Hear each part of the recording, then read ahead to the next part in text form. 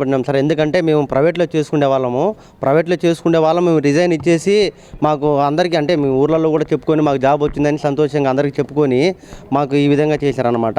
First provision list ఇచ్చినారు, దాన్ని తీసేసి మళ్ళీ ఫైనల్ లిస్ట్ ఇచ్చినారు. 2-3 సార్లు పెట్టినారనమాట. 2-3 సార్లు పెట్టి తర్వాత మళ్ళీ మేము సెలక్షన్ లిస్ట్ ఇస్తామని చెప్పేసి సెలక్షన్ లిస్ట్ ఇచ్చారు. తర్వాత కూడా మేము అందరం సెలక్షన్ అయిపోయినాం అనమాట. అయిపోయిన తర్వాత మళ్ళీ ఏం చెప్పినారు, లేదులేండి మీకు ఎలక్షన్స్ కోడ్ పడింది, ఎలక్షన్స్ కోడ్ అయిపోయిన వెంటనే మీకు ఆర్డర్ ఫామ్స్ ఇస్తామని చెప్పేసి అన్నారు.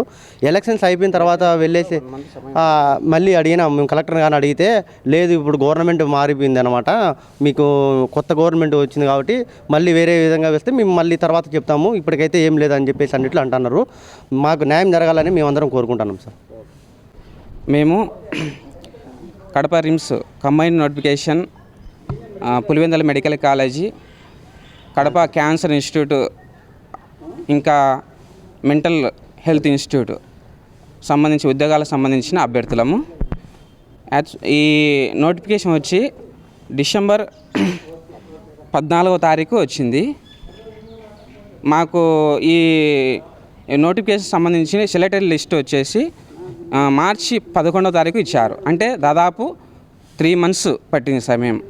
కానీ సర్టిఫికేట్ వెరిఫికేషన్ అయిపోయినా కానీ అభ్యర్థులకు ఇంతవరకు మాకు అపాయింట్మెంట్ ఆర్డర్స్ ఇవ్వలేం లేదు. అప్పటి నుంచి మేము కలెక్టర్ గారిని కానీ ప్రిన్సిపల్ గారిని కానీ కలవడం జరిగింది.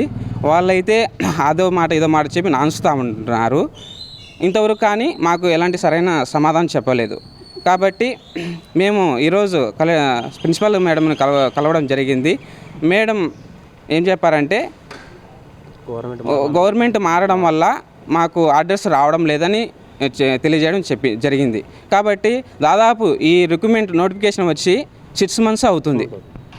కానీ నిరుద్యోగుల పక్షాన ఏ అధికారి కూడా మాకు న్యాయం చేయాలనే ఆలోచన కానీ చిత్తశుద్ధి కానీ లేదని మేము ఇందు మూలంగా తెలియజేస్తుంటున్నాం. కాబట్టి గౌరవ కలెక్టర్ కానీ, కమిషనర్ కానీ, హెల్త్ మినిస్టర్ కానీ, ప్రిన్సిపల్ మేడం కానీ మా యొక్క నిరుద్యోగుల మీద దయ చూపి మేము ఉండే జాబ్స్ కూడా మాకు సర్టిఫికేట్ వెరిఫికేషన్ అయిపోయిందంటే దాదాపు 99% జాబ్ వచ్చిందనే ఉద్దేశంతో వేరే చోట్ల కూడా ప్రైవేట్లో చేసుకుంటాం మేము కూడా రిజైన్ ఇవ్వడం జరిగింది. ఎందుకంటే వాళ్ళు కూడా పీరియడ్ అడిగారు ఎంతవరకు చేస్తారని. కాబట్టి ఈరోజు గవర్నమెంట్లో జాబ్ లేకుండా, ప్రైవేట్లో జాబ్ లేకుండా మేము ఈ విధంగా ఈ అధికారుల నిర్లక్ష్య వైఖరి వల్ల ఈ విధంగా మేము రోడ్డున పడాల్సిన అవసరం వచ్చిందని ఇందు మూలంగా తెలియజేసుకుంటూ ఉంటున్నాం.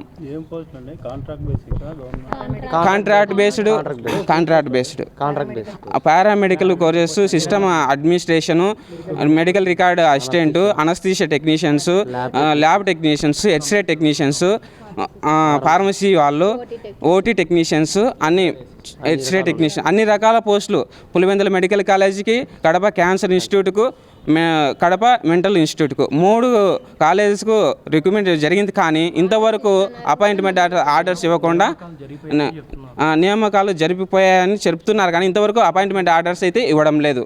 ఇవ్వకుండా మాకు ఈ విధంగా అన్యాయం చేస్తున్నారని 200 members ఉన్నాం.